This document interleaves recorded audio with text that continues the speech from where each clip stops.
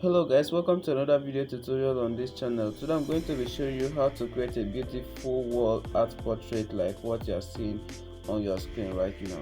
This has recently become a trending stuff in the industry, and a lot of people are asking how can they create it with their pixellab. So in this video I'm going to be walking you through on how to perfectly create this with your pixellab without stress. Okay, so guys, like our culture is, if you are a new person to this channel, you are welcome, and if you are a returning viewer, you are welcome back. If you have not subscribed to the channel, kindly click on the subscribe button and don't forget to click on the notification bell so that you will be the first to get our next tutorial once we upload.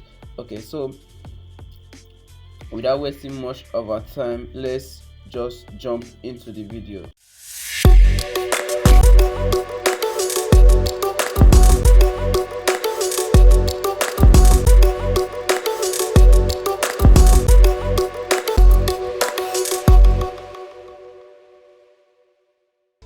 So the first thing you should understand is for us to work with grid. Here is the grid up right here. So we are going to first of all work with grid. As you can see, the wall art steps by steps, and we can always achieve it using grid so that everything will look nice and accurate. So I will now align my left and right grid very fine like this. Guys, make sure you follow everything I'm doing so that you will not miss any step and then you will struggle. So that is the first thing we did. So the next thing, I'm going to arrange the top and the down.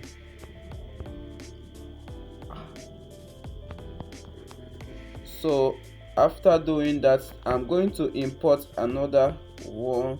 I'm going to make something like this, and then I'm going to add another one with the help of this plus here. You can see the plus icon horizontally, so I'm going to add another one. It's going to give me another one, so I'm going to add it like this. So I'm going to add another one again.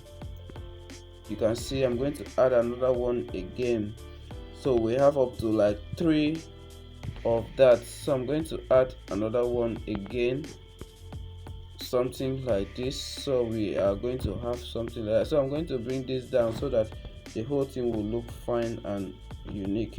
So I'm going to do the same thing here. I'm going to do the same thing here. I'm going to repeat the same thing here, to do the same thing here.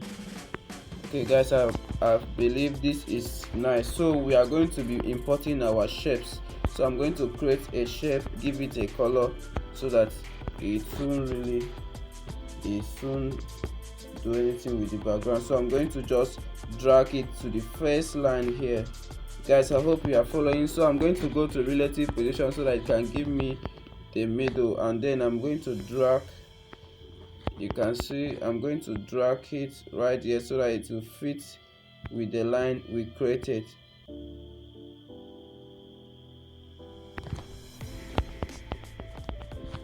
So guys, this is becoming sweet. Okay, so now the next thing I'm going to do is to create to duplicate this line, to make a copy of this line and bring it down here.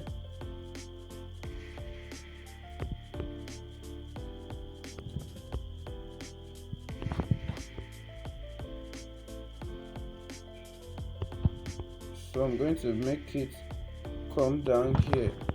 Guys, hope we are following. So I'm going to make that. So let me make a copy of that one also and bring it to this other side. So we have that done. Let me shift that in a bit. Okay, so the next thing I'm going to be doing is to create another shape, and this time around I'm going to make use of white.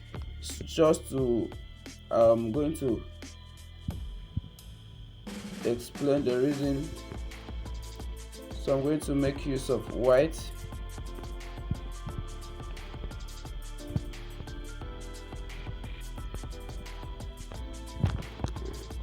Okay guys, you can see that I'm going to copy it and bring it to this other side. So So guys, you can see what is happening here. So I'm going to just align it well. Make sure you are following and you are doing what I'm doing, so that you always achieve the same result. Okay, so the next thing I'm going to be doing is to make a copy of this shape, bring it up, you can see, and just align it to look for it to get in there very well. Okay, so I'm going to make a copy of that shape again. I'm going to make a copy of that shape again, take it to this other side.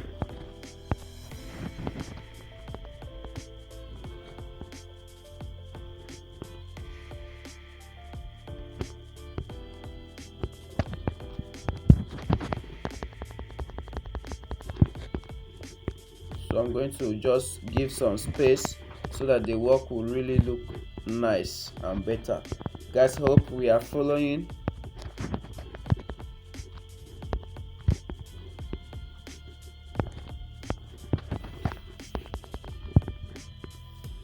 So I'm just giving some space.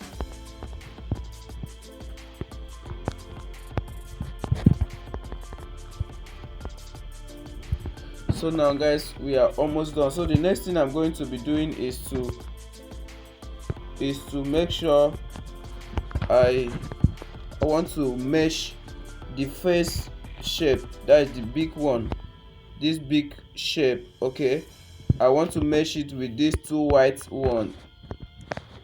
The reason is so that I can remove the white and that place will be empty. I'm going to show you the reason now. Okay, so now I've removed the background, so let me change the background so that you can see what I actually meant there. Let me change the background to something like this. Okay, so you can see what really happened there. So the thing is making sense already. So I'm going to mesh everything now. I'm going to mesh all of them right now. So guys, I've meshed all of them now. It can be moved. So the next thing I'm going to be doing is to import the background first. I want to import the background we used there. So I want to go to my gallery now.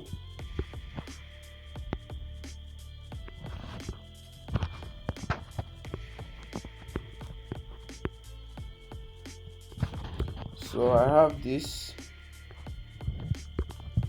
So now I'm going to head over to texture to add the image to the shape here. We are going to be making use of texture right here. So I'm going to head over to texture, go to the image. I'm going to head over to my gallery and choose the image I want to add to the line.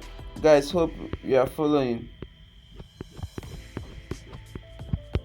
So I'm going to add this image right inside there. So I'm going to increase it a bit, just going to increase it a bit.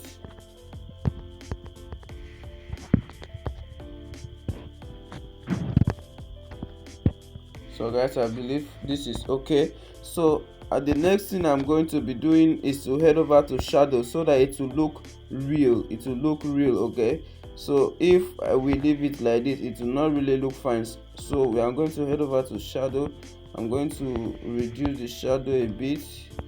I'm going to reduce the blur radius, and then offset X, I'm going to take it to plus, so that it can take me to the right hand side. So guys, you can see it's looking fine and neater. So the next thing I'm going to do is to head over to emboss and then enable the emboss. So I'm going to go down to bevel and then reduce it. I'm going to reduce it to about 3 so that it can give us that edge as if it's on the wall. So I'm going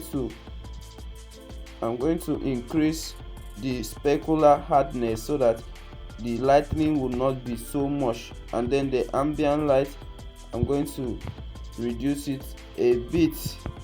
So guys, I believe you are following the intensity. I'm going to just reduce it a bit so that I will not have a lot of light affecting it. Okay, so I'm going to just move this my light angle a bit. So I believe this is okay. It's looking nice, it's looking good. So guys, majorly this is how to create this wall art with pixellab. So if you really enjoyed the video, don't forget to give it a like, subscribe to the channel if you have not done that, and don't forget to turn on the notification bell so that you always be notified by YouTube each time we upload a variable video like this. So guys, thank you for watching. See you in our next tutorial.